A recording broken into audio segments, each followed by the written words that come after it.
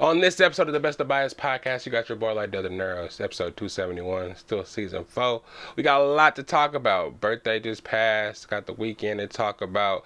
Playoffs, NFL divisional round just passed. You know what I'm saying? And the NBA All-Star selections have already, taken place. So we got that to talk about. Seen some movies, some TV shows that started.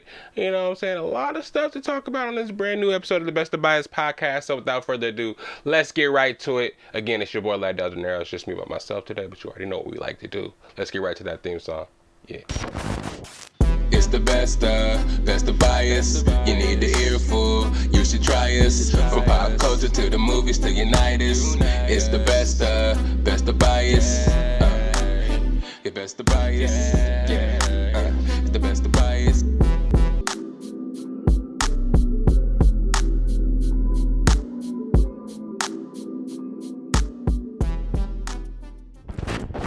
What's up, everybody? Welcome to another episode of the Best of Bias Podcast. You already know what we're here to do. We're here to talk some bias and a little bull as well. You know what I'm saying? You see, I almost cussed there. I try to save it. I got you, YouTube. I'm not going to cuss in the first minute. But we got a lot of stuff to talk about. Thank you for being here today. I'd like to say you can be anywhere in the world, but you click play right here with the Best of Bias Podcast. And I can't be any more grateful, man. Got a lot of birthday stuff to talk about last weekend. I kind of celebrate the whole week. It was your boy's birthday, January 17th. Thank you for all the birthday wishes. If you did wish me a happy birthday. Spent a lot of time with the fam. V-Rons came down and we spent some time as well. Very, very, very full. My heart's full. My belly's full. The steakhouse we went to had me a tomahawk. If you saw my Instagram story. Boy, oh boy. Boy, oh boy. Did we have a good time, man? I didn't know, man. I'm sorry. It didn't look as aesthetically pleasing as everybody else's, tomahawks on Instagram and social media because I had mine butterflied and cut up so it didn't char. I'm a medium well guy. You know what I'm saying? I haven't advanced to the medium, the bloody shit yet. Did I go too far? Hopefully I made it past a minute. But, yeah. It was delicious. Thank you to everybody who attended. On my birthdays, man, at this point, I'm just like, I'm getting old. So, I'm past the point where let's celebrate, let's go out and do something crazy. I think my last big one was that 30. Maybe I'll celebrate again big when I get to being 40, but, now it's just people calling me Unc. You know what I'm saying? People relating less to the shit that I be saying, the jokes that I be talking about, bro. Having to over-explain things to these youngins out here. Man, I don't know why I never thought I would actually get here in my life, even though it's quite obvious that everyone gets old. And as hip and cool as I think I am, you know what I'm saying? That age is going to catch up to me, bruh. 35. I ain't scared to say it, man. 35 years old. A lot of people don't make it to 35, especially, young black men. So I'm not ashamed to say 35 years old. You know what I'm saying? It looked good on me too. You know what I'm saying? I didn't shave today. I know. I need to shave. I be on here looking crazy in front of y'all, but y'all my family, so I feel like I can, come as I am. You feel me? You guys accept me as I am. And again, yeah, birthday was amazing. Hope you guys are doing good. Still on your New Year's resolutions. Didn't give up too fast. Again, I know times are rough. Money is scarce. Hopefully, though you probably off and don't want to think about your job, hopefully the job is going well and the money's coming in and you got food on the table for your family. If not, man, hopefully this pod, we can talk some things to get you motivated to get out there and do something, man. Though it may not look all clear and shiny right now, set a goal. That's the first steps to achieving them. You got to set them goals. You know what I'm saying? One step at a time, one foot in front of the other, and you'll get there. You'll look back at this moment right now and be like, damn, Lydell was right, man, and I'm happy I didn't give up. So never give up. If you're where you want to be, keep striving for more. If you're not where you want to be, you'll get there. Never, never, never give up, man. Again, my last couple of years have been so rough, not really knowing what to expect. And, man, God has put into perspective for me. I'm here for a reason, man. 35 years old, and I'm very, very, very, very, very, very very blessed, and I'm too blessed to be stressed. I know that sounds kind of cliche, and it's hard to actually achieve, but man, when I be thinking about my job and some of the stressors that I deal with in my life, compared to some of the stuff that I went through and some of the stuff that could have happened in my life, just being grateful to be in where I'm at right now and look back on the past 34 years. Man, I can only say thank you. And thank you guys for being here. Thank you guys for being so supportive over the last couple of years. I know there's people out there that prey on my downfall, that want to look at clicks and views and want to kind of judge you for what, judge me for what the pod is right now. Thank you, thank you, because you are going to be the motivation to get this pod better. And then when I do, probably be the first person to get shit on. You know what I'm saying? Because I needed that. I needed it. The open hate. You know what I'm saying? I haven't really had the pleasure of having the negative, the negative attention towards the pod. People actually commenting and telling some shit, telling me the truth sometimes. And I appreciate it. I appreciate it. But one thing I'm not going to let somebody do is talk bad about this pod and everything we built and try to throw some salt on it. So I'm a spare you. I'm a spare you on this one. You know what I'm saying? As you say, nobody's gonna listen anyways. You know what I'm saying? Hating ass bitch. Oh, excuse me. Say hating ass nigga. Wait. Sorry, chat. I wasn't gonna do that. But haters. Sometimes when you're faced with haters and you see their true colors, you know what I'm saying? Sometimes you gotta fade them colors. You know what I'm saying? You know what I'm saying? The biggest pause of ever, because people try to get you out of your character sometimes, try to get you to step behind the lines. And it's cute. Because sometimes when they go low, they want you to go down low with them. Pause again. But we ain't doing it, man. We don't see them. Little nerds. We don't see y'all. Nothing wrong with nerds. I love my nerds. But you know what I mean when I say nerd. You know what I'm saying? And if you know what I'm saying about you, that means you listen and you proved yourself wrong. But everybody else is listening, you can let that scrub know as well. Talk down on the best of bias all you want to when we prosper. We gonna see. People say they got your back. People say they supporting. But when they get a little bit of that liquid courage, shit starts to spout out the mouth that we don't even know about, bro. I am the nicest man on earth if you know me. You know what I mean? And I don't, wish bad on nobody, talk disparaging about anybody. But once you step to me and say some shit to me and disparaging about what I got going on for no reason, it's up. And it's up and it's stuck. And I'm not trying to bring any negativity towards anybody or on this pod or nothing like that. I just had to let it be known that this community that we built, though it's not 1,100,000 people, I'm not going to let anybody ever talk down on it. You know what I'm saying? That's lame. That's some lame shit. That's some lame shit. Lame, small-minded losers that have nothing going for themselves, so they think they have to puff out their chest and type some shit to make themselves seem like a cool person, Mr. Tough Guy behind them words. But it's all good. I don't pay no mind. You know what I'm saying? We don't even see those people. We don't know see like I like to say, like, when I'm in a scary movie and I actually see some ghosts and shit, you walk around, act like you don't see them, and maybe they'll go away. That's what I do to trolls. Y'all motherfuckers are ghosts that I see, that I ignore. Get out of my face. Us Capricorns don't give a fuck about none of that. If you come, you cross, you're done. You're done, dude. Ain't no fucking apology. Ain't no squash and shit, bro. If you cross the line and Lydell Dinero feels like the line has been crossed, I'm so tolerable. I'm tolerable, and I tolerate bullshit. I listen to people, I have empathy. So all of that shit that I put up with, not even put up with, that I willingly take upon myself when it comes to other people, I just kind of expect the same grace sometimes. But I'm not talking to nobody in specific, in particular. The person, if they listen, they know who they know who I'm talking to. But otherwise, hey, I love everybody, man. Shout out Louis Belt. What's that? That's his line. I love everybody, man. Because I do. I usually do. But lines were crossed. If you guys only knew what this troll said to me in front of people to try to embarrass what I got going on. It's crazy. It's wild.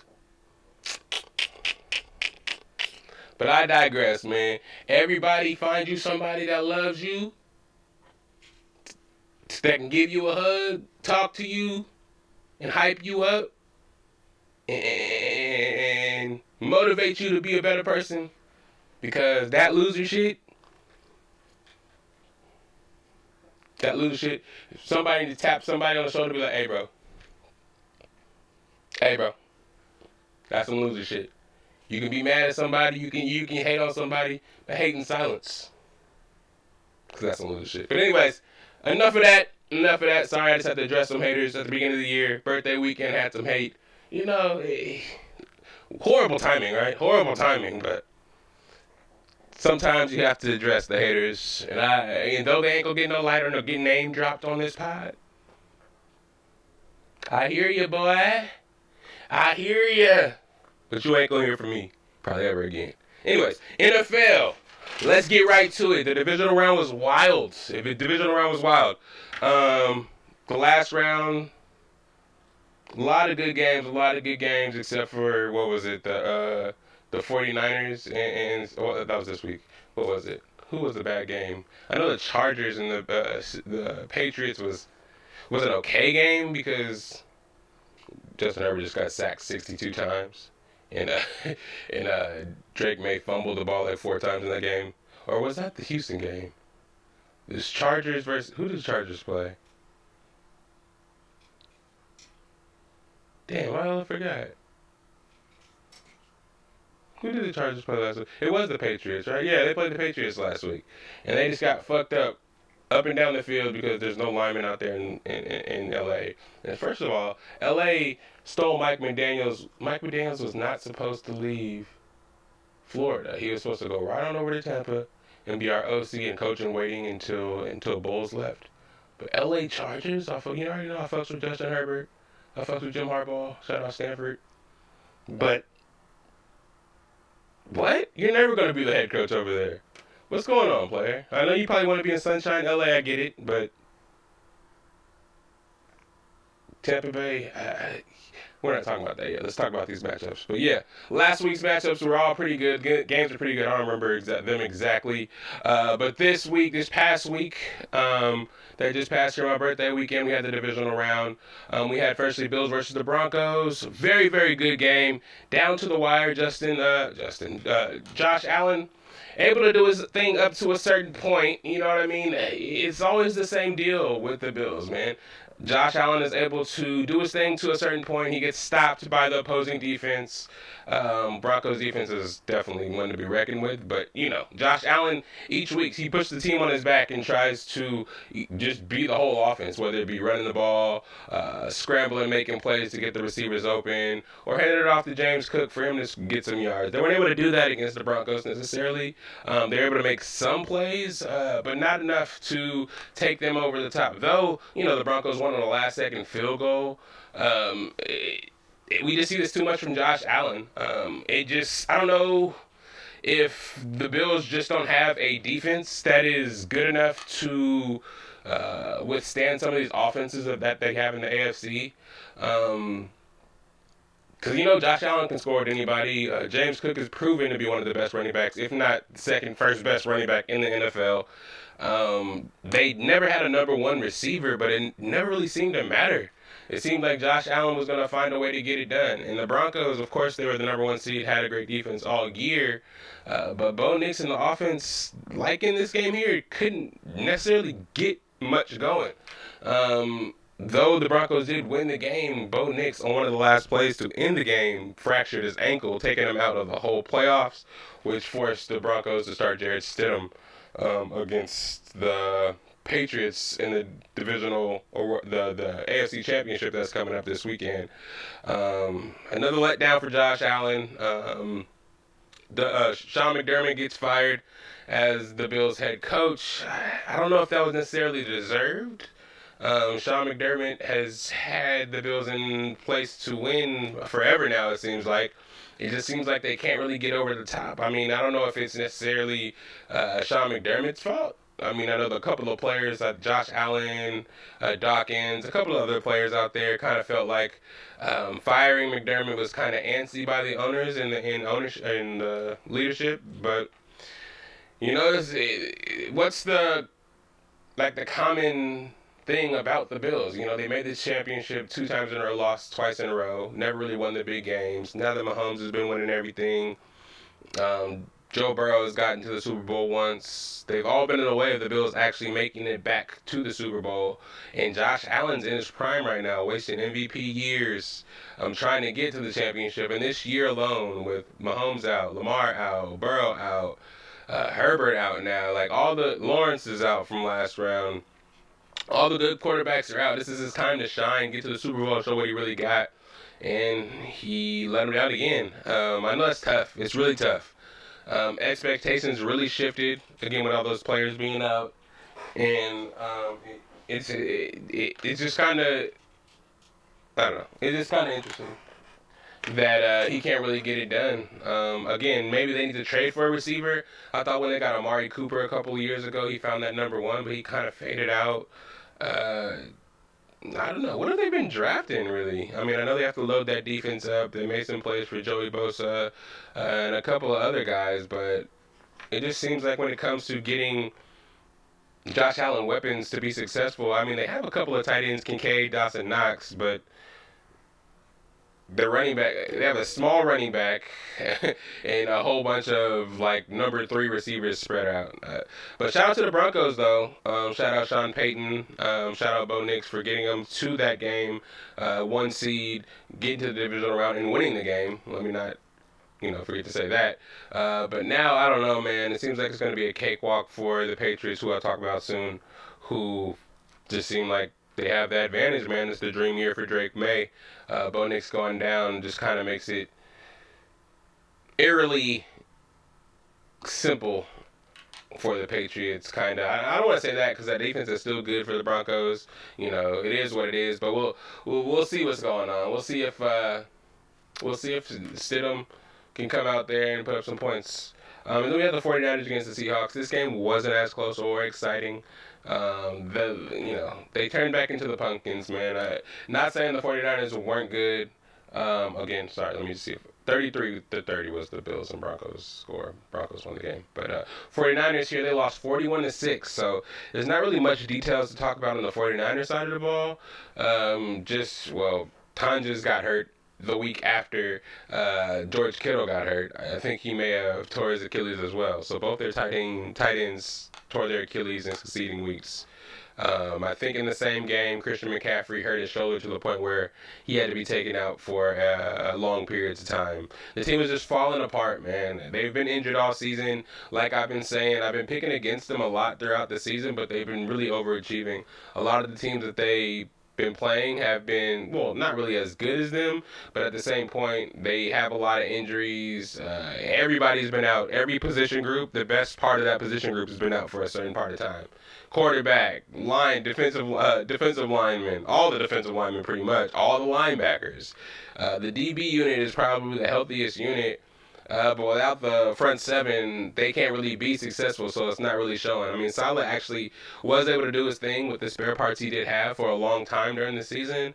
But in this game, especially with the third time playing the Seahawks, they're able to put together a game plan that just kind of worked in all facets.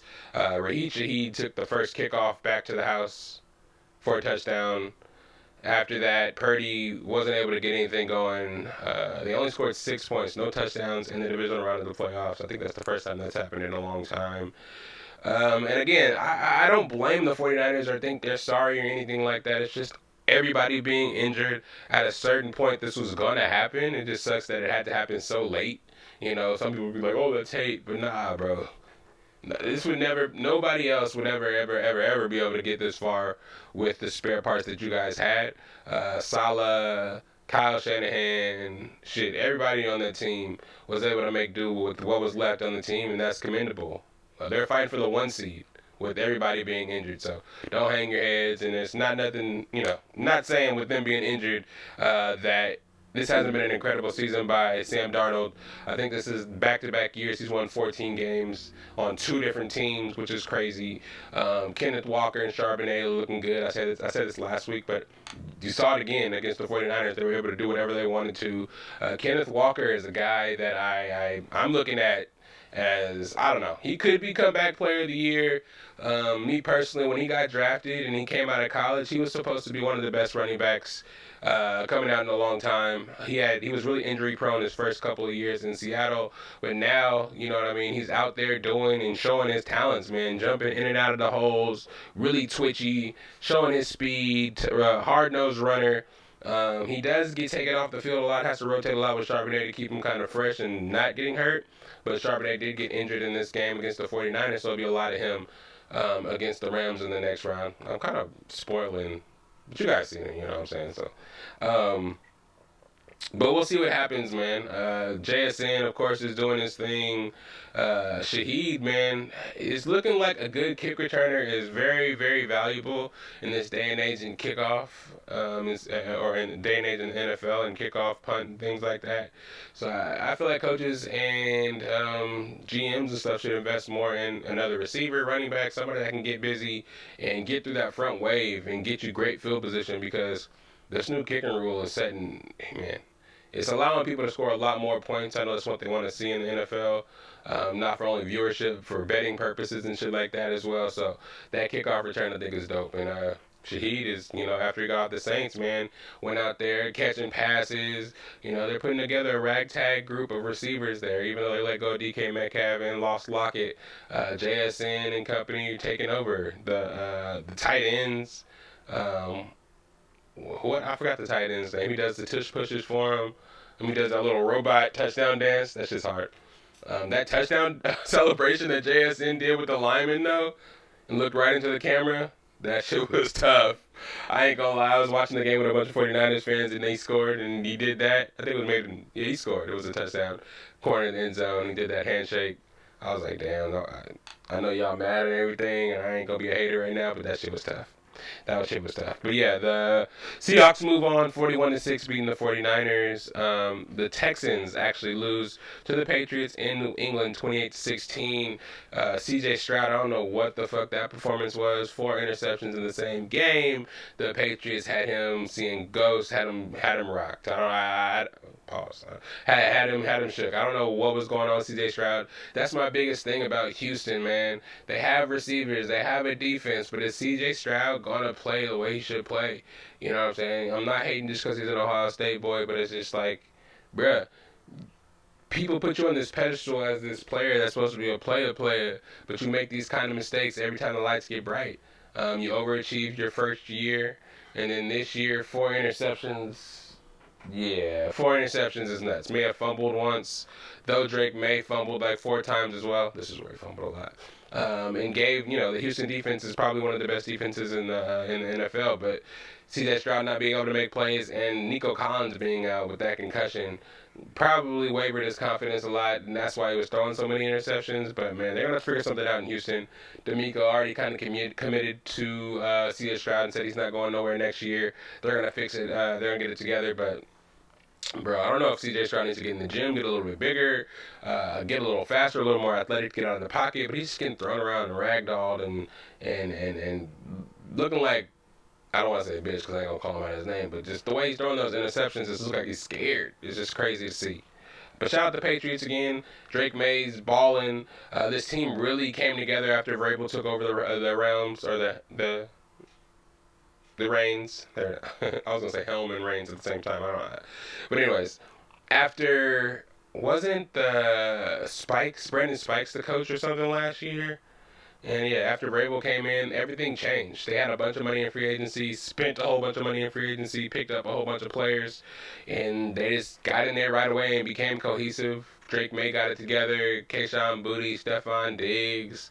The receiving core just, I thought the Patriots didn't have no receivers. Now, Kayshon Boutte's catching one-handed passes in the end zone. I don't know where that came from. They have 2 great running backs. Their defense is looking like the best defense of all time. You got fucking Carlton Davis getting 2 interceptions. He got hurt right on cue, but if you have Carlton Davis going out there making interceptions, and I don't talk about Seagon enough because that's an Oregon all-pro right there that I don't talk about. He's just quietly shutting it down on the opposite side and making them throw the Carlton Davis side, and Carlton Davis is making plays. So shout out them. Shout out Drake May, potential MVP candidate. We'll see what happens between him and Matthew Stafford. And who else is playing?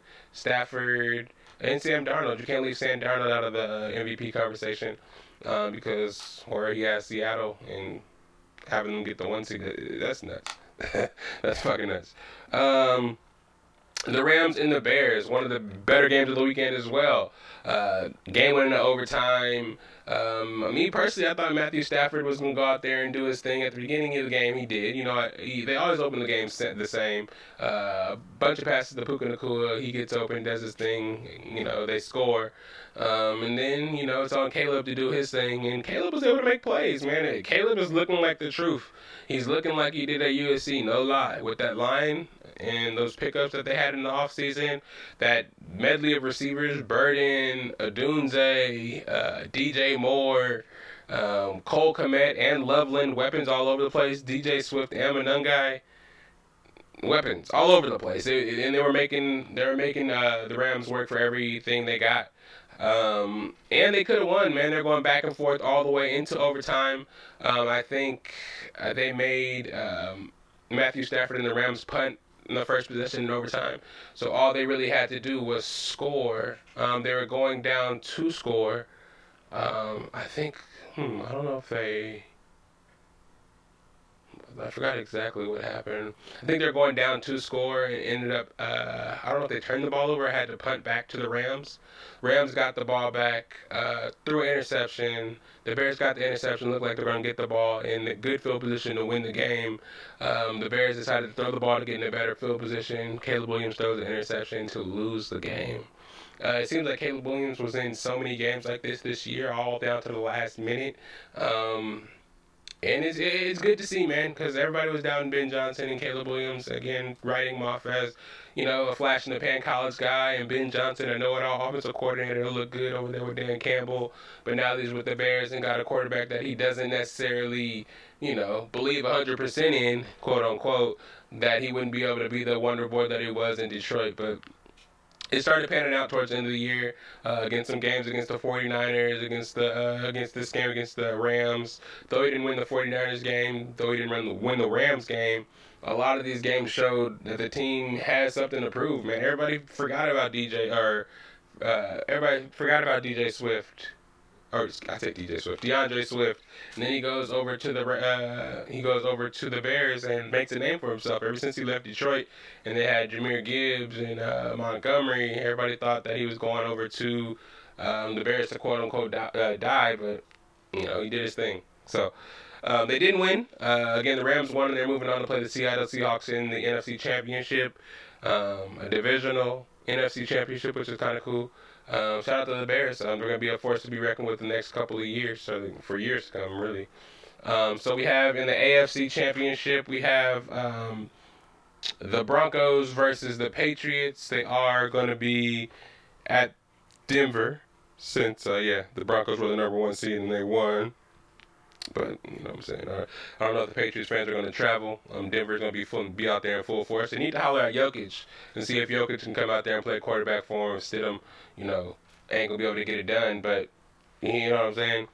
And in the NFC Championship, we have the Rams going to Seattle for the NFC Championship. My picks for these, I'm picking the Patriots to win this. I don't want the Patriots to win this because they already won enough Super Bowls. I don't want them to win their 7th Super Bowl. That's kind of wild. I would love for the Broncos to beat them and then possibly lose to the Seahawks just so, some of my friends' favorite teams don't win. We gotta stay even, you feel me? Rams and Seattle Seahawks. I'm picking the Seahawks. Redemption story for Sam Darnold, you know what I mean? The LA won recently. They can chill. They stacked the decks on their offense with Devontae and Puka, man. And they smacked us. So I still have a little hate in my heart from that. The Seahawks, I think, have a good defense. Will be able to do what they want on offense. As long as that oblique is good for Sam Darnold, I think the Seahawks win this one, and it'll be Seahawks and Patriots in the Super Bowl. And I'll talk about that next week if that actually happens, and I'll let you know who I think will win. So you have to come back for that one. You know what I'm saying? Come back for that one. Coaching situation for the Bucs. I talked a little bit about that at the beginning. We ain't got shit. I don't know why the Glazers kept Todd Bowles if they didn't. I know they told Todd he had to fire his coordinators and bring in new ones, but it doesn't seem like we're serious about bringing in high level coordinators. We didn't get Todd Monken. We didn't get McDaniels. We didn't get any of the high caliber coaches that are going to be head coaches to be coordinators, of course, because they want to have head coaching jobs. And we're still out here waiting. We lost Mike McDaniels to the Chargers, so we're waiting for Zach Robinson and Brian Callahan. Zach Robinson being the offensive coordinator for the Falcons. You see how good the Falcons were? Not good at all. Callahan, the offensive coordinator for the fucking Titans? What the fuck is this? And we don't have a new defensive coordinator yet either. I know he's calling the plays, but bro, why are we getting all the leftovers? We have people filling jobs all over the NFL. We want to be the last people to grab a coach. We have legitimately one of the teams loaded with the best weapons throughout the fucking NFL. But nobody wants to sit behind a lame duck coach who's eventually going to get fired anyways and probably make him look bad and probably fuck up his fucking, you know, his projections for other jobs because fucking Todd Bowles can't get shit right. I just don't understand why we're dragging our feet. The Glazers, I guess, don't care about their fans at all because every other fucking good head coach has been fired. From noise from the fans, noise from upper management, they just let them go. No feelings, none of that shit. But the Glazers just want to keep Todd Bowles, who's been asked the last 4 seasons. It doesn't make any sense. So we're still in limbo here. Not only are we not in the playoffs, not only do we have a fucked up draft position where we can't get a linebacker that we want. I don't know if Sonny Styles or Arvell Reese will be there at 15. I love Kenyon Sadiq. He's an Oregon boy, but I don't think we need a tight end at 15 unless we get Mateo Younglele. Oh, he's staying. What am I talking about?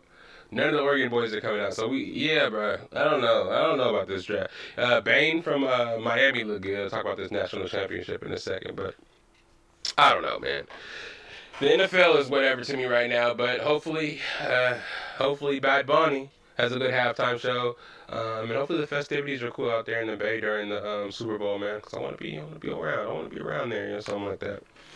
Moving on to the national championship, Indiana won 27-21 in a great national championship. Fernando Mendoza takes home the national championship. I think it was the MVP. I think he did get the MVP of the national championship. Undefeated season, 16-0. Signetti, I forgot his first name. Yeah, I forgot his first name. But anyway, Signetti, and Mike Signetti, I don't know. Indiana's coach.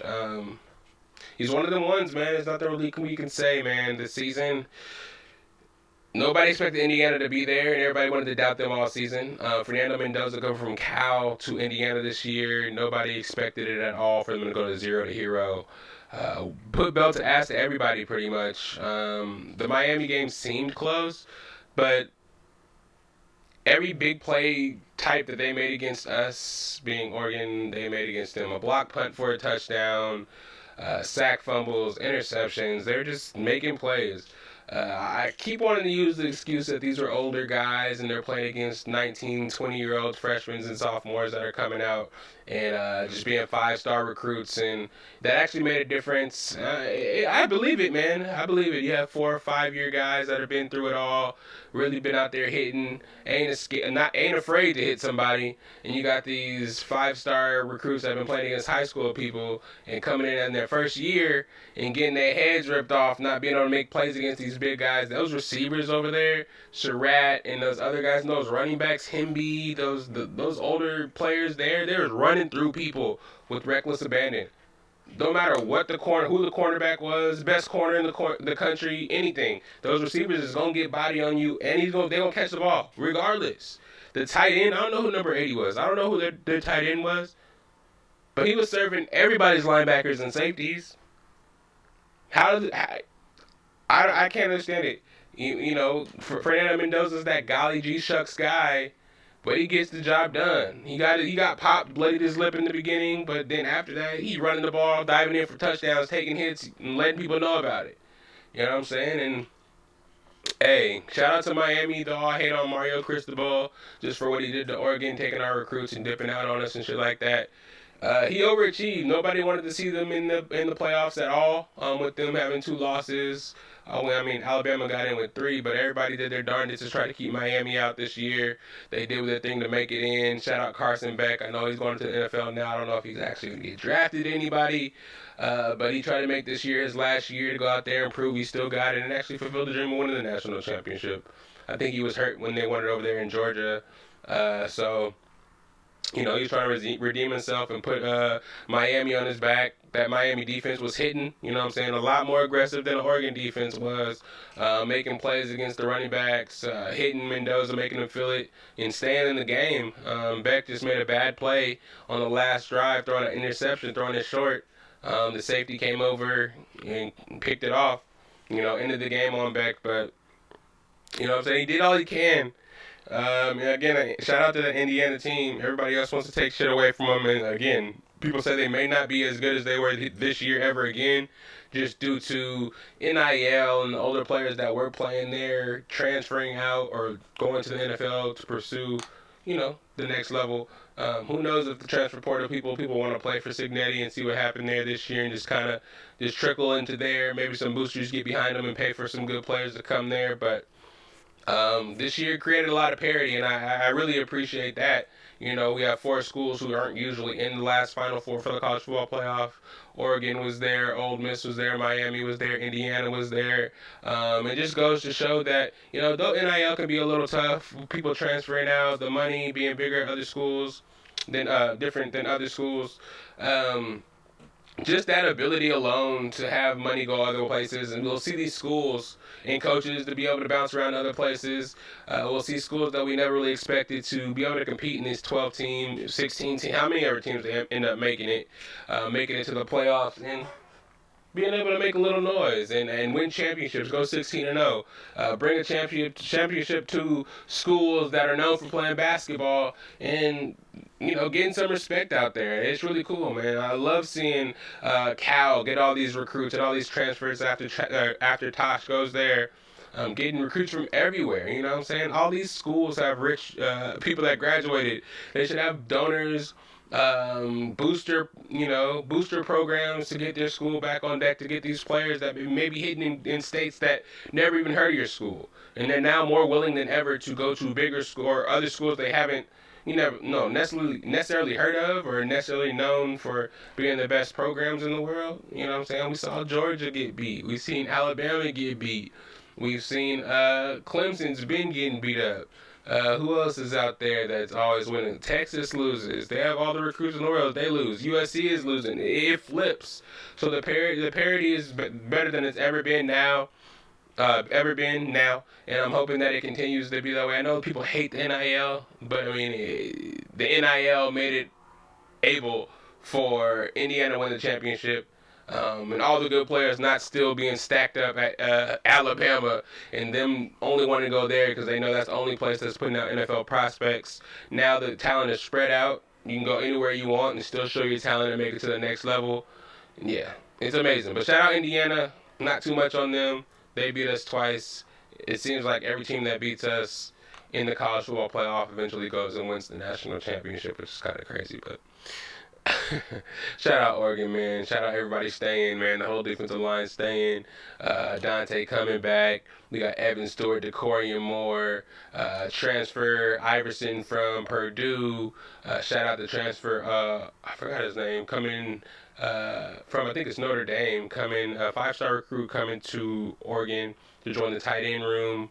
You know what I'm saying? Shout out the offensive line. We're getting transfers from Howard. Hopefully Seton decides to come to Oregon. I know he's trying to, stay over there at LSU, but hopefully he gets a change of heart and comes down and joins something really special, man. We're getting one step closer every year to winning the national championship, and hopefully next year it'll be that year.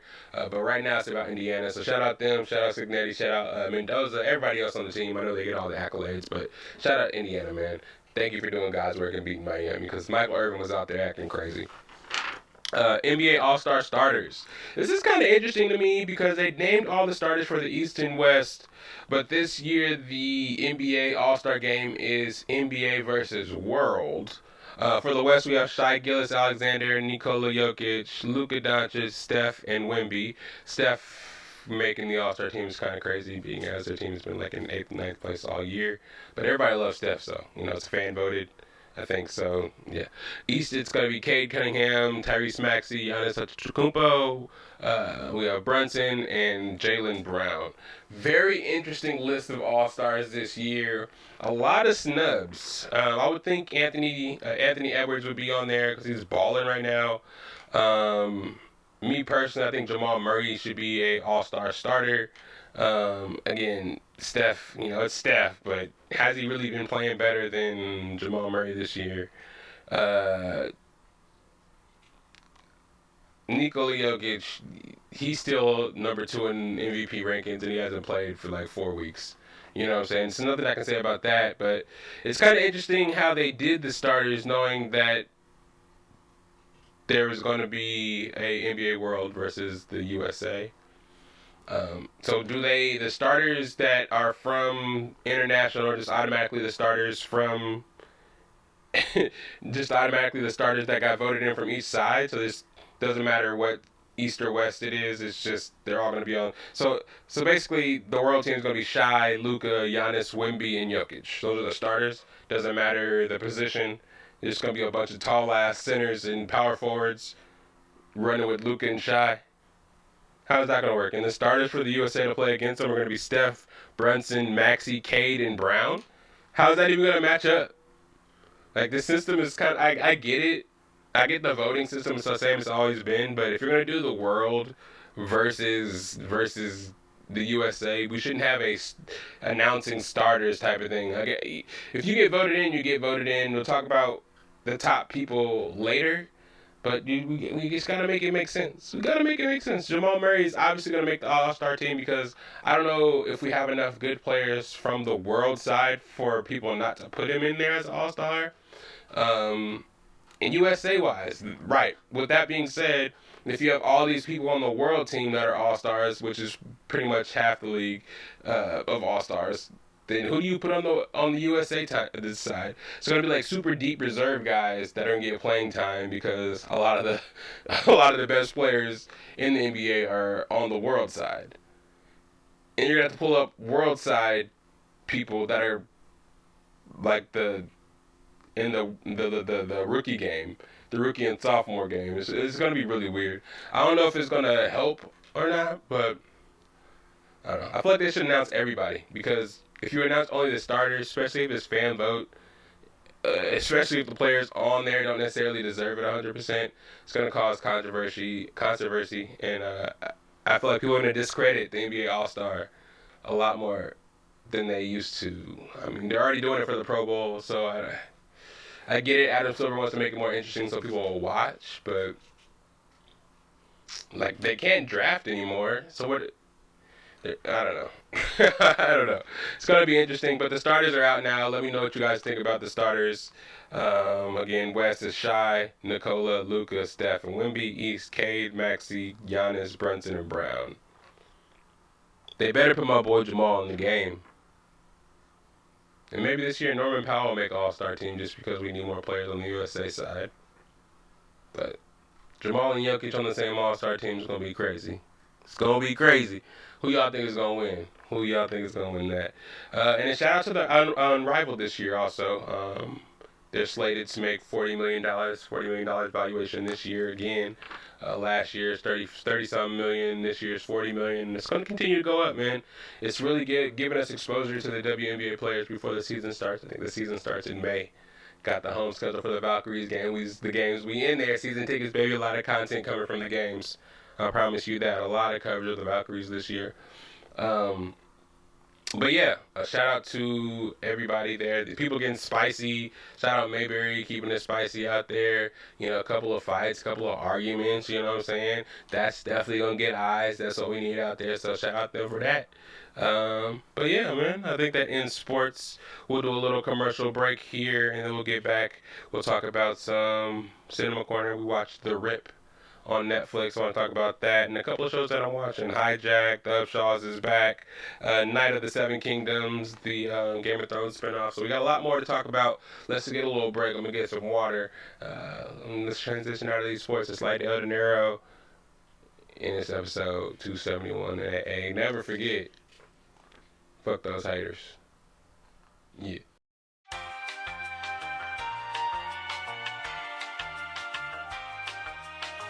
And we are back. Thank you guys for being back here, man. Hope you got some water like I did, and I hope you're still ready to talk some bias, because you know I am. You know I am. You know I am. So let's get into some pop culture, Actually, no, not any pop culture, though. We have Cinema Corner. We talking about The Rip. Netflix's new movie, The Rip, just dropped with Matt Damon, Ben Affleck and company, Tiana Taylor, Stephen Yeun. Who else we got in there? Kyle Chandler, our Green Lantern, Hal Jordan. You know what I'm saying? It's a new movie on Netflix, man. You know, if you guys enjoy Netflix movies, you guys enjoy mystery, kind of suspense twisters. I just talked about His and Hers last week and how much of a kind of like how they kind of led the witness the whole time. They made you think this was happening, but this was happening, this was happening, this was happening. Same thing with The Rip. Again, I think it was funded by Matt Damon and Ben Affleck. It was supposed to be a big deal because this movie, they said that all the proceeds would go back to the actors and help them with, you know, and the people on set and everybody that helped make the movie. Just because, you know, a lot of the times Netflix movies come out and Netflix gets the bigger share of the money. This time they try to make sure and to encourage people to watch it. They were telling everybody that the proceeds are going back to the people. But movie wise, it was cool. Matt Damon did a great job. Ben Affleck did a great job. They were cops, basically part of this unit called the TNT unit, who basically hear about not necessarily drug houses, but houses where they're storing money. And they go and take the money for the police department, and they basically seize the money from drug dealers and things like that. In this movie, basically, it starts off with a person from the department actually getting shot. We see this woman get shot, and see before she dies, she texts this address to this stash house. Supposedly stash houses are the places where these drug dealers keep the money, and then where the cops kind of go to try to rip the money from the drug dealers and take it back to the police station. She gets killed, and then that's where the kind of movie starts, and we start getting introduced to the characters. But shout out, you know, this kind of gave me a Fast and the Furious kind of, people say Soldier on Precinct 13 type of feel. You know, they go to this house. They get this tip from the house for this house. They end up going in there. They think it's going to be a certain amount of money. It ends up being way more money than they thought. They report the money to the police station that they found $20 million instead of $300,000, which they thought that the house was going to be holding. And this whole time, there's this rogue police force that's going to these drug dealers and these people's houses and killing everybody and taking the money. So the police department was actually trying to catch all these crooked cops. So, you know, the cops hearing about the crooked cop team that's hearing about this $20 million house that they found on accident would cause that crooked cop team to come out and show themselves. And that's what we got, man. Shout out to all the actors. They did a great job. There was some plot holes in the movie, man. But Matt Damon did his job. Spoiler alert. If you guys watched it, we talked about it together. If you haven't watched it, fast forward because I'm about to spoil it for you. Matt Damon, being the guy who knew everything and was trying to set everything up from the beginning, I swore up and down that he was trying to steal the money at the beginning. I thought, oh, this fool's going crazy. His son died from cancer. He ain't got nothing to lose. You know what I'm saying? I thought he was really doing that shit. And then I kind of switched over to Ben Affleck. I was like, oh, shit. This fool, how do you find this cartel dude? And at the beginning, he was getting pressed by his brother. Was he working with Jackie to try to steal this money from this house? So I thought it was him. And then the whole time, they were looking for snitches within the units, because I guess, you know, nobody likes to snitch, I guess. So within any unit, if you're clean or dirty, somebody snitching on any little detail, any little rule you break can be annoying. So it doesn't matter. But I guess Steven Yeun's character was the snitch, kind of supposedly reporting back to the chief and everybody back at headquarters, when in actuality he was a part of the team that was ripping drug houses and killing shit. And he was the one that actually killed Jackie, the lieutenant from the beginning. Oh, the twists and turns, especially in the last scene where they were in the armored truck together, how tense that sequence was. When he broke it all down, I was like, damn, how did I not see this happening? How did I not assume that the DEA guy was going to be in on it after getting that call from Ben Affleck? I should have known. But I was too drawn in. I thought it was Matt Damon for sure, and they tricked the shit out of me. But after a while, it kind of became obvious. The whole $150,000 thing.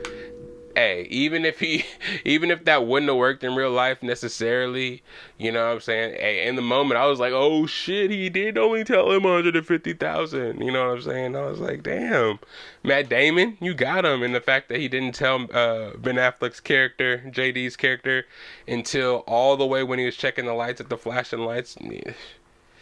Yeah, it was crazy. A lot of stuff was unrealistic, but it is what it is. You know what I'm saying? I would give it a 7.5 out of 10 if you want to check it out. Like, the house getting shot up and the dog not getting shot. Nobody wants to see the dog die, mind you, but that whole shootout and the dog just being perfectly fine, bullets rattling the house. You know what I'm saying? And also for the cops just to run out in the street after their house just got lit up with like 1,000 rounds, just to run out in the middle of the street and expect not to get shot and from not to get shot. Very, very interesting. Also, Steven Yeun's character running out after these guys, if he was in on it, he was popping those M16 rounds, or those assault rifle rounds at those people. What if he would have hit them? And they're shooting at people's houses?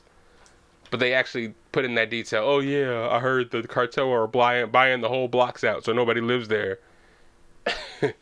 Important detail, but I'm making it sound worse than it really was. It was a good movie, y'all. I talked to multiple people. I actually watched it twice. Shout out Tiana Taylor. She is doing her thing, getting all the roles now, man.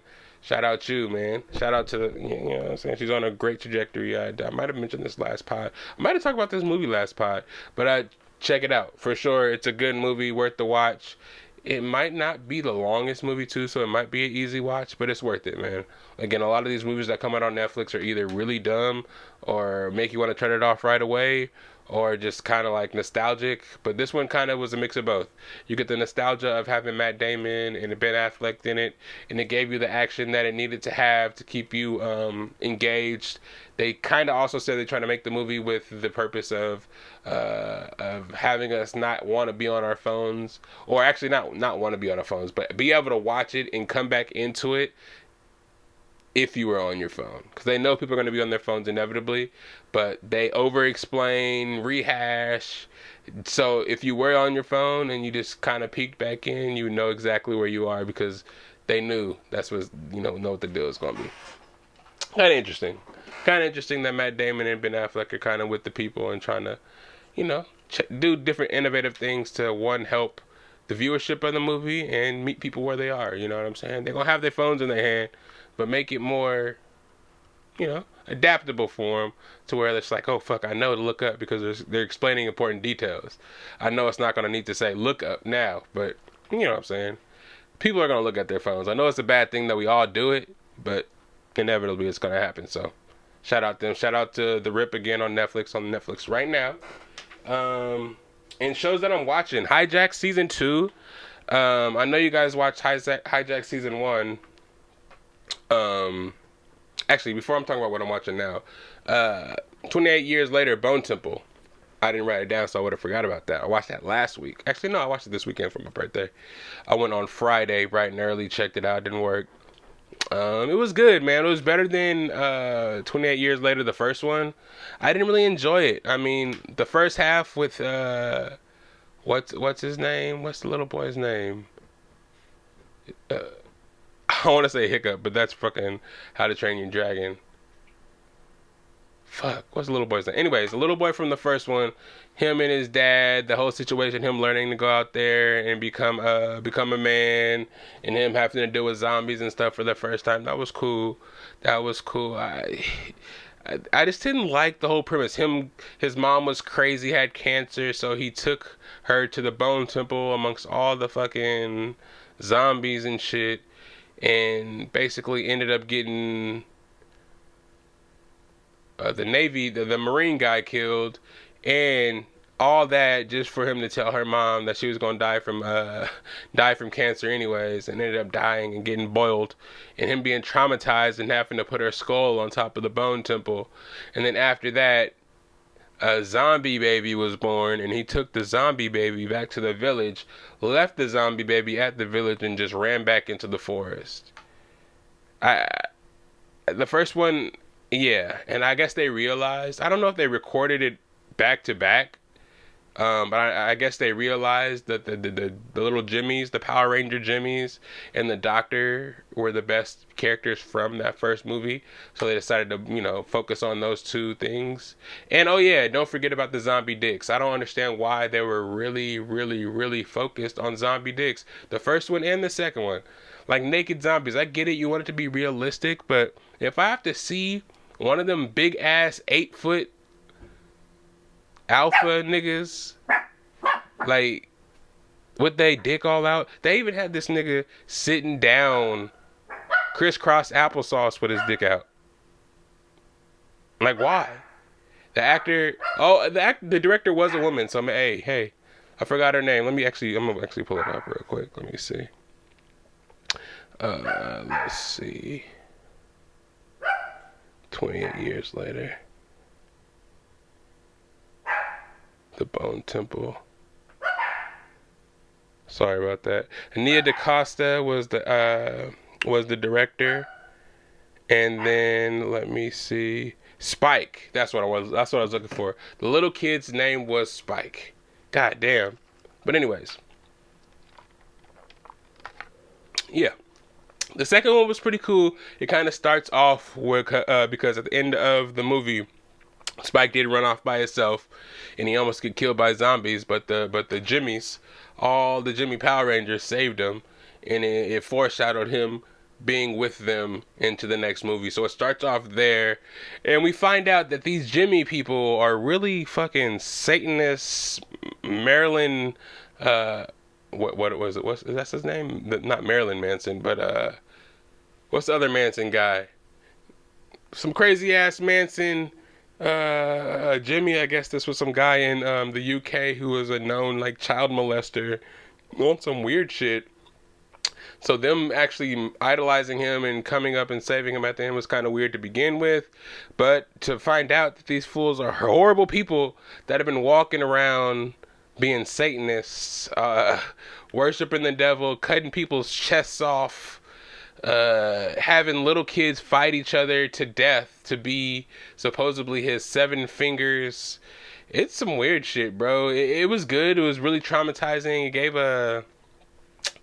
gave a kind of Saw kind of feel. A little bit of Hereditary, you know what I'm saying?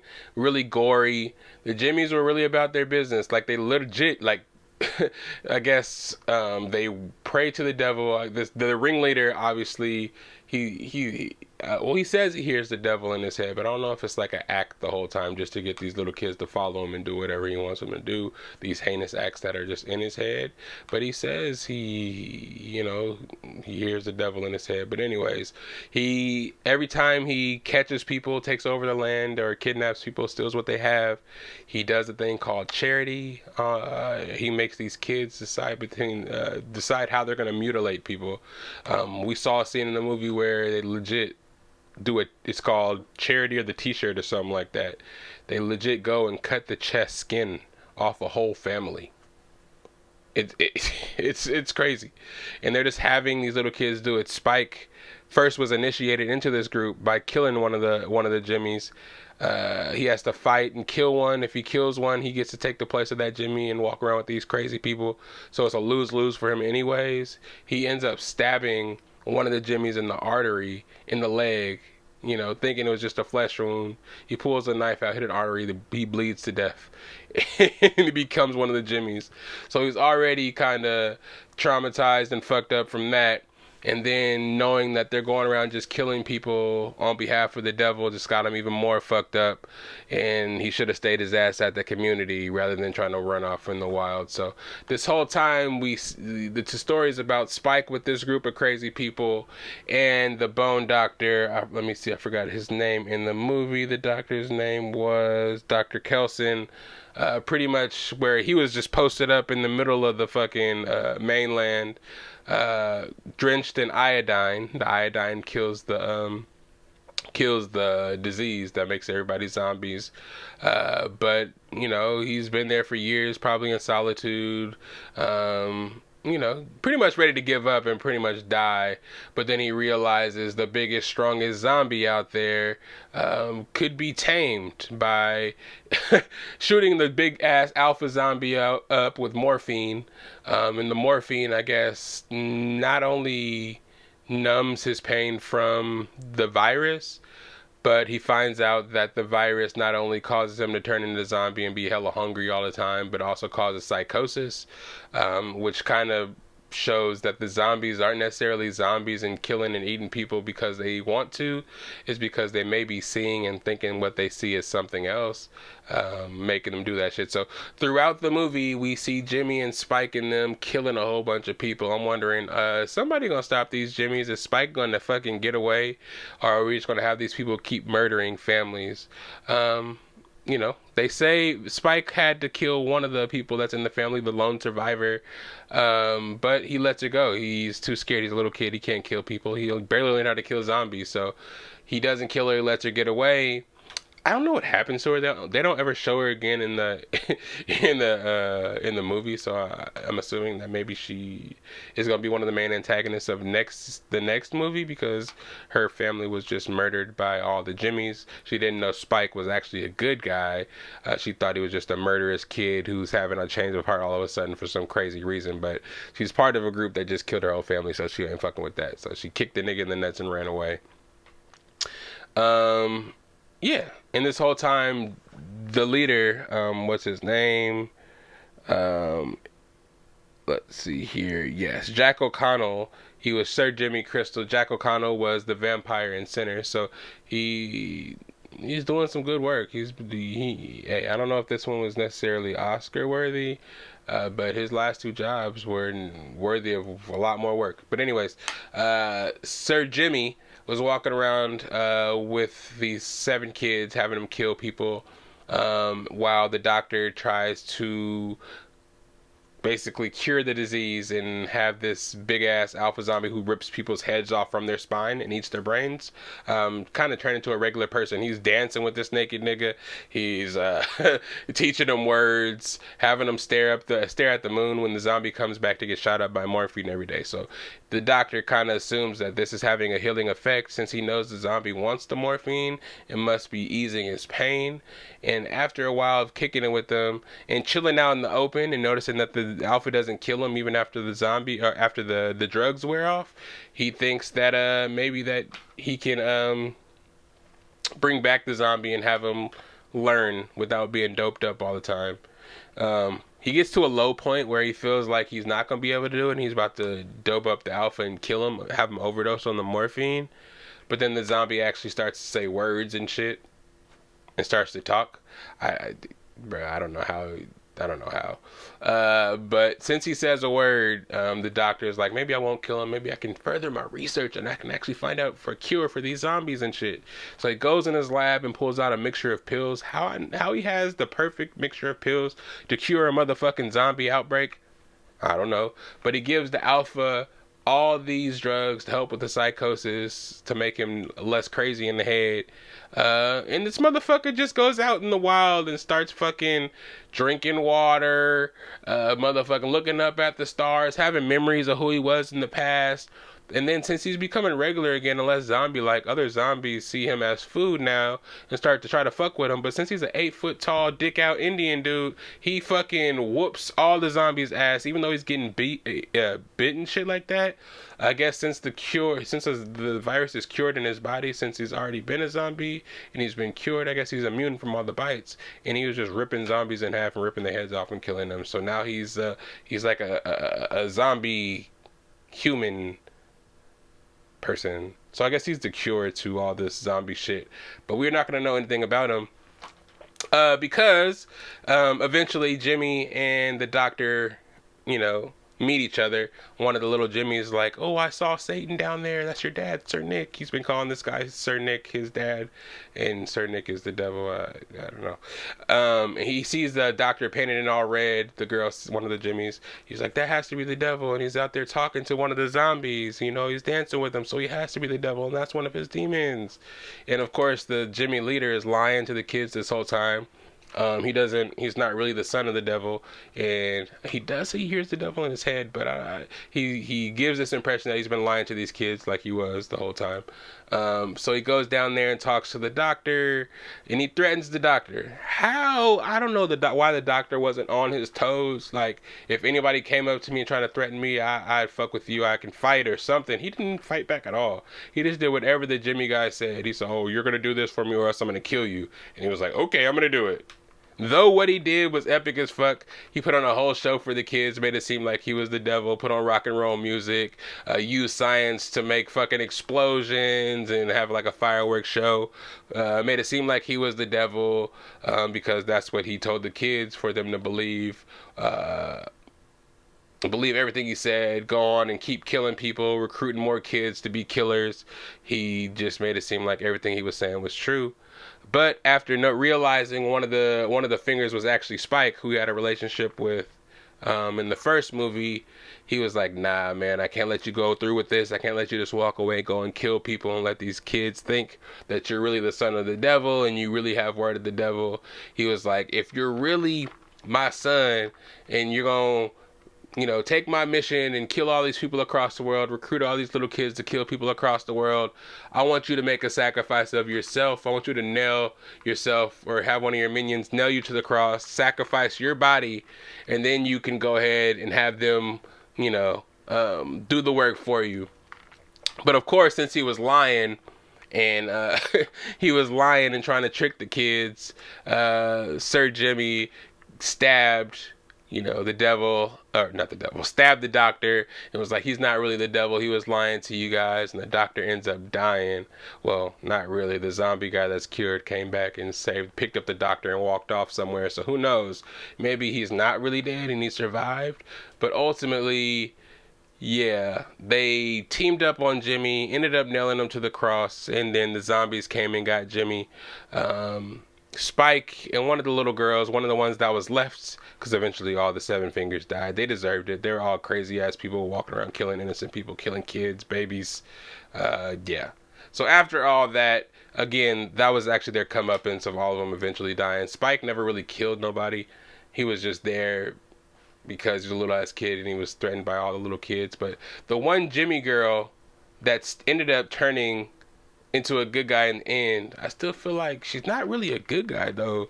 She was with all the killing shit and she only really went out there, well, she was skeptical of what Sir Jimmy was saying after a while, but she really believed she saw the devil and shit like that. So I don't know, I feel like she's really might be a bad person ultimately. But the movie was good, man. And that was a Lydell review coming at you, but check it out. If you saw the first one, you liked it, you'll like the second one for sure. I didn't necessarily like the first one as much, but the second one, the spin they put on it, and the stakes and the characters, seeing Spike go from just a little kid to a little kid experience hunting and being out on their own for the first time, to just immediately being thrown into dramatic ass situations was crazy as fuck. So watch it, check it out. Let me know how you liked it. Comment down below. We can talk about it together sometime. You know what I'm saying? I want to get on one of these Facebook spaces or one of these open forums so we can actually have a discussion as a family. Has my mouth been hella dry like this the whole time? Anyways, moving on. Before we get up out of here, a couple of shows that I'm watching. Now we'll talk about Hijacked. Hijacked Season 2, Episode 2 just came out. I think it's a show that comes out every Wednesday. Episode 1, I was kind of confused because first season, he stopped everybody from jacking the airplane. I get it. But for him to be immediately thrown into another situation on a train in Germany, I'm like, are you just that unlucky to be caught in these situations all the time, or is it just come on now? It's just too much. But at the end of episode 1, it was kind of tricky because it seemed like he was jacking the train. He literally says that. He said, "I am hijacking the train." So in this one, maybe he's not a good guy, or at least he's not making it seem like he's a good guy. I know he's probably gonna end up being a good guy probably by the 3rd episode, but in this one, it makes it seem like he's actually being involved in stealing the train. So I'm interested in see why, or how it turns out. He was the hero in the first one. I know he got all the accolades for it. So why would he come into this season being a bad guy? What caused him to turn? Maybe he's working for the CIA. Maybe he's undercover for the FBI. But I'm excited to see it, man. I know people had doubts. But Apple TV Plus won't steer us wrong, man. Only 2 episodes out right now. Check it out. If you haven't seen the first season, watch that. Binge it real quick and then hop into season 2. It's an easy watch, cool watch. Idris Elba. Pretty dope show. The Upshaws is back, man. When the Upshaws first came out, I did not think it would be on this many seasons. Netflix loves it. The community loves it. The culture loves it. I love it. It's hilarious. Wanda Sykes, you can tell her fingerprints are all over it as in regards to the jokes and stuff. Mike Epps, funny. Why do I never know her name? And I should know her name because I think she is like the producer of the show. Let me see. Upshaws. Kim Fields, hilarious. The kids, what I'm saying, they're still getting their acting chops, but yeah, the main characters in the show are hilarious. They can hold the show down by themselves. Season 7's out right now. Season 7, and it's 12 episodes. You know what I'm saying? So if you haven't seen it at all, check it out. Binge all the episodes, man. Wanda Sykes is hilarious, bro. We'll have you rolling all the time. I'm also watching, of course, you guys heard, Knights of the Seven Kingdoms, the new prequel to the Game of Thrones. I think this is taking place 90 years before the Game of Thrones saga. Cersei and all that shit. Jon Snow's 90 years before all that. It's starring or about Sir Duncan the Tall and Little Egg. A hedge knight who is just trying to find his way, man. Really comedic. I love that it's comedic and not super serious right to begin with. I know it'll get serious in some points, but the comedy in the show is hella cool. I loved how it had the Game of Thrones theme song coming on, starting like it's about to go into that little prequel. The big ass, cinematic prequel that always comes on before the Game of Thrones and House of Dragons and stuff like that. But as soon as the music started, it stopped and the dude was taking a shit, super diarrhea projectile shit. It was crazy. I didn't really expect that. I'm gonna love the journey of Sir Duncan the Tall, a tall ass dude who was a squire for this hedge knight. Who, I don't know, at the beginning he was just getting his ass whooped, so I don't know if he was necessarily a good guy, but you can tell Sir Duncan just wants to be a good guy, wants to be a knight, and it was hoping once the guy he was squiring for, the knight that passed the sword, the shield, his horses to him, after he passed, he'll be able to live on that guy's legacy, being his squire, to be able to get him future jobs, future notoriety. But he's going around figuring out the guy that he was squiring for wasn't really shit. So he has to find his own way amongst this Westeros that he doesn't know at all. The riches, the social, the social aspect of it. He doesn't have many clothes. The prostitutes are making fun of him. You know what I'm saying? He doesn't know when to not talk, when to talk. You know what I'm saying? He's not really sure of himself. He's like 7 feet tall, but he was told to, or known to, slouch when he walked in a room, to not seem as tall as he really is, to try to not draw attention to himself. You know what I'm saying? So it's going to be interesting to see the hero's journey and him meeting Egg, and Egg just wanting a family. He's an orphan, but kids back in that day, yeah, were definitely abused. And if you didn't get somebody that cared about you or find your tracks as a youngin', you ended up being some crazy ass motherfucker on the street. So just hearing Egg try to be the squire of Sir Duncan, and Sir Duncan not really being sure of himself, But eventually taking Egg under his wing, he's like, you know what I'm saying, I ain't got the most money. You know what I'm saying, I don't even have a tent. I don't sleep in a tent. I sleep out by a tree, just look up at the stars, you know what I'm saying, and just figure it out tomorrow. I got 3 horses and that's it. He's like, but if you want to squire for me, you know what I'm saying, just know you'll have food in your belly. It may only be salt fish or salt rice or whatever, but you'll have food in your belly and you'll be protected with me. You'll be safe. And, you know, I'll care for you. And that's all what the little dude wanted, little egghead dude. You know what I'm saying? He's outside inn watching horses for people, picking up scraps. Nobody ever talking to him. Nobody really caring about him. But this big-ass 7-foot knight, you know, who looks like he should be some, who is trying to find his way, finds a, you know, a little homie that can help him feel sure of himself, talk him up, teach him about the world that he may not know, because the little homie's been in this world forever, and Egg has been sheltered, you know, getting his ass whooped by this knight who he thought the world of. Actually, you know, as we see more flashbacks, who knows, you know what I'm saying, Egg could have killed this man. You know, I mean, not Egg. Duncan could have killed this man after being abused and being tired of it one day. You know what I mean? So we'll see what happens. But it looks really cool, man. I have to get really familiar with the families again. They throwing names again all around, making me feel like I gotta go watch the Game of Thrones again from beginning to end. The Baratheons, like goddamn. But it's funny. It's really funny. Again, it's something you can jump into right away. Again, you don't have to deal with the darkness of the Game of Thrones. Nobody dies right away. There isn't a bunch of sex right away. I'm sure there's going to be sex in it eventually. It is Game of Thrones. What's Game of Thrones without sex? But they have projectile diarrhea in the first 10 minutes. But it's a good show, man. I'm going to keep you guys updated as we get into it. But Sir Duncan, he's going to be a cool dude. And Egg is going to be funny. He's going to be funny. When he told him about the shooting star, and then Sir Duncan was like, shut the fuck up and go to sleep. And then he was hella curious about it still. And Egg smiled and went back to sleep. He was like, yeah, we going to be friends. It's dope. But yeah, check it out. HBO Max right now. I think it comes out every Sunday. We got Sunday shows again. Sundays have been falling off for shows. But this one's going to be a good one to review every week.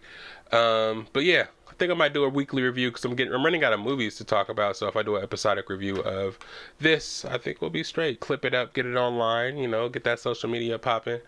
But yeah, again, Hijack Season 2, Upshaws, and Knights of the Seven Kingdoms. Go check it all out. And if you haven't seen His and Hers yet, I'm just still preaching that. You know, you probably see it on the top of the TV shows. You know, sometimes those shows just be shit that's thrown at you for marketing purposes. But His and Hers is really good. Check it out. Watch it now. But yeah, that's the end of the podcast. You know what I'm saying? Where I let you guys know where to find me at. I know it's been a long pod. You know, it's the weekend time. You want to get out there and do your thing. But it's SAC_Lydell on the Instagram, Patrick_Lydell on the Snapchat. If you're looking for the podcast, it is Best of Bias, of course, on the Instagram, Best of Bias on TikTok, and of course on YouTube, it's Best of Bias, aka thank you for all the videos, 271 videos and counting. You know, people be hating on our view count, you know what I'm saying? But haters, they gonna hate. Square ass boys. Maybe some square ass girls too. In this case, it's a square ass boy. But anyways, check me out, like, subscribe, hit that bell so you don't miss any of the pods. You know what I'm saying? More content coming, more people coming into the fray. We got plenty of stuff coming. Check out my new figures. I don't know if you guys saw it on my story. This is Master Chief in a puffer coat with some cargos and some jeans. Look at him. And this is that boy Darth Vader, you already know, in a black and white suit looking like a reservoir dog. Got these on whatnot. You know what I'm saying? It's just hard, right? 3D printed. You hear that? But anyways, yeah. Like, subscribe, hit that bell so you don't miss any of the pods. We will be at DreamCon. I know it's far away. It's in July, but get your tickets now. They're out right now. It's like one of the biggest social mixers there's going to be this year. I'm going to be there. I'm going to be at, well, you can't really get the San Diego Comic-Con tickets, but we'll be in San Diego the same month for that. So if you want to meet and greet, talk some pod stuff, get to work, you know what I'm saying? Plenty of work to be had. Be a part of the pod. Hit me up.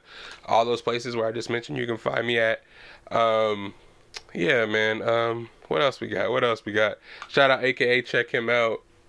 Akil Young on all platforms. Hit him up. Thank him for always hooking us up, because without him, we would not have this video for all y'all to see. And I know y'all don't like to listen to the audio version on Spotify, Apple Podcasts, but hey, y'all love the video. So like, subscribe, hit that comment button, and show these hating ass niggas who's worried about a view count. Show them we got real love in this community, and we don't care what motherfuckers say. You don't have to watch this video. And if you watching this video, I know you was talking shit in the beginning, and I know you wanted to watch anyways, you hating watching ass motherfucker. Let's get all this negativity out here. This is the last time I'm talking about that shit. So, hey, one love. Y'all enjoy the rest of y'all day. I know it's the weekend time, so let's get out of here. Let's love one another. No more negative talk. And thank you guys for always being here Friday, Saturday, Sunday, whatever day you listen to this podcast. Hope your team wins this weekend if your team is still in it. Pray for Nikola Jokic to come back soon. I didn't talk any NBA because I'm kind of down on my team right now. I'll talk about that a little later, but it's the Best of Bias Podcast. It's Lydell Dinero, episode 271, season 4. Hit me up, y'all. I'm always here. I'm always here for y'all. Yeah, where that theme song at? It's right here. Let's get up out of here. Yeah. It's the best of Bias. You need the earful, you should try us. From pop culture to the movies to unite us. It's the best of Bias. The best of Bias. Yeah, it's the best of Bias.